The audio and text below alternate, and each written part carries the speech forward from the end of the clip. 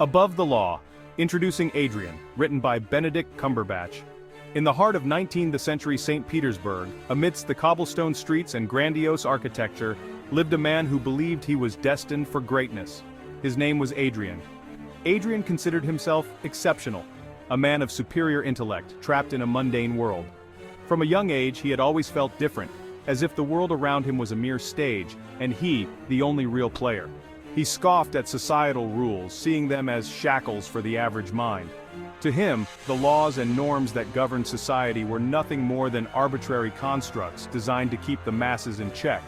Morality, he believed, was subjective, a tool for control.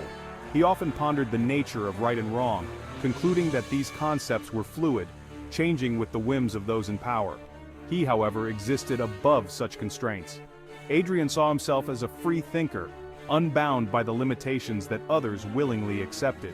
He walked through life with a sense of purpose, convinced that he was destined for something greater.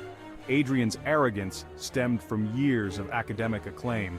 From his early days in school, he had always been the top of his class, receiving praise and recognition from teachers and peers alike.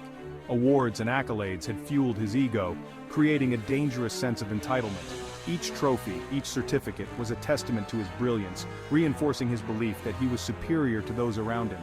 He believed he could outsmart anyone, even fate itself. Adrian saw life as a game of chess, where he was always several moves ahead, anticipating and countering every challenge that came his way. This belief, coupled with his disdain for conventional morality, set the stage for his downfall. He began to see himself as untouchable, above the law, and beyond reproach. The irony was lost on Adrian. In his quest for greatness, he failed to recognize the very traits that would lead to his undoing. His arrogance blinded him to the dangers that lay ahead. He, who prided himself on his intellect, failed to see the flaws in his own logic. He often spent hours in deep thought, contemplating his next move, yet he never questioned the foundation of his beliefs. He saw himself as a lone wolf, howling at the moon, while the sheep below trembled in fear. In his mind he was a solitary figure standing apart from the herd, destined to lead rather than follow. Little did he know his howl would soon be a whimper. The very traits that he believed set him apart would be the ones to bring him down. His story serves as a cautionary tale, a reminder that no one is truly above the law. Desperation's grip, the genesis of a sinister plan. Adrian's life was crumbling. The once bustling streets of St. Petersburg now seemed to echo his inner turmoil.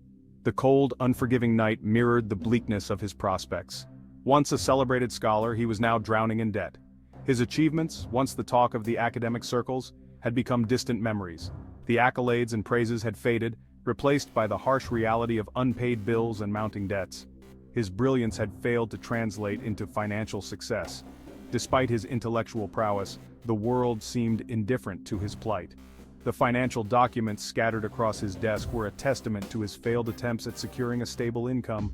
Eviction loomed, and his meager possessions seemed to mock his fall from grace. The once vibrant apartment filled with books and artifacts was now a hollow shell. Each item he packed away was a painful reminder of his lost status and the life he once knew. One night, desperation clawed at him. The weight of his failures pressed down on him, suffocating his spirit. The dimly lit room felt like a prison, trapping him in a cycle of despair and hopelessness. He stumbled upon an opportunity, a risky scheme to embezzle a substantial sum. It was a chance discovery, a glimmer of hope in his darkest hour. The letter he found detailed a plan so audacious that it seemed almost impossible.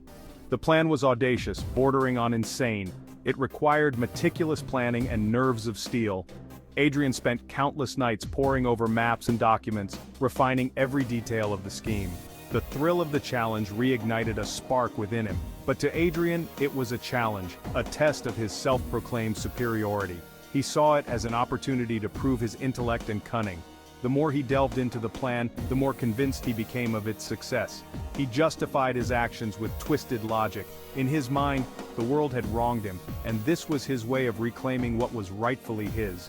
He wrote in his journal, crafting elaborate justifications for his actions, convincing himself of their righteousness. The money, he convinced himself, was rightfully his. It was a small act of appropriation, a means to an end. He believed that once he had the money, he could rebuild his life and restore his lost glory, a small act of appropriation to reclaim what the world owed him. He saw it as a necessary step, a way to balance the scales of fate. The thrill of the heist consumed him, and he meticulously planned every move. His moral compass, already askew, shattered completely. The lines between right and wrong blurred, and he became a man driven by desperation and ambition. The reflection in the mirror showed a man transformed, a man willing to do whatever it took to survive. The night of the act, a web of unforeseen consequences. The night was thick with tension.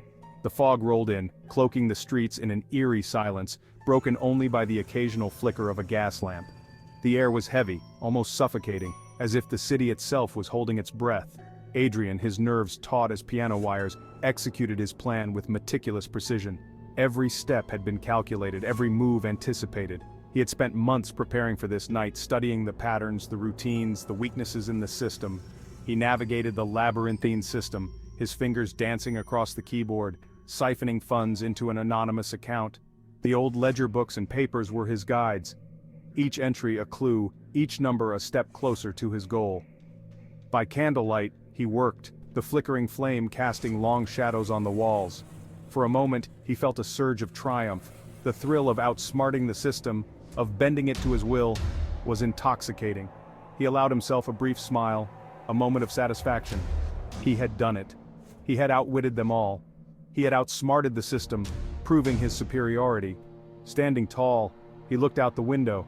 The city spread out before him like a conquered kingdom. He felt invincible, untouchable.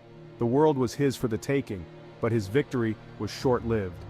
A sudden noise, a creak of the floorboards, shattered his moment of triumph. His heart raced, his mind filled with dread. He turned, his eyes scanning the shadows, his confidence replaced by a growing sense of unease. A security guard making his rounds stumbled upon Adrian. Panic seized him. The guard's lantern cast a harsh light illuminating Adrian's face, his guilt written in every line. The guard's eyes widened in surprise, then narrowed in suspicion. In a moment of blind fear, Adrian lashed out. His mind was a whirlwind of terror and desperation. He couldn't be caught. Not now, not after everything he had done. His actions were driven by instinct, by the primal urge to survive. The guard, caught off guard, crumpled to the floor. The sound of his body hitting the ground echoed in the silent room, a grim reminder of the consequences of Adrian's actions. The reality of what he had done hit him like a tidal wave. Adrian fled, the weight of his actions crashing down on him. He ran through the dark, empty streets, his mind a blur of fear and regret. The city that had once seemed like a conquered kingdom now felt like a prison, its narrow alleys and shadowy corners closing in on him. He was no longer the mastermind, but a fugitive. The sense of achievement, the thrill of victory, had been replaced by a gnawing fear, a constant sense of dread. He was a hunted man, his every step haunted by the specter of his actions. The web of unforeseen consequences had ensnared him, and there was no escape.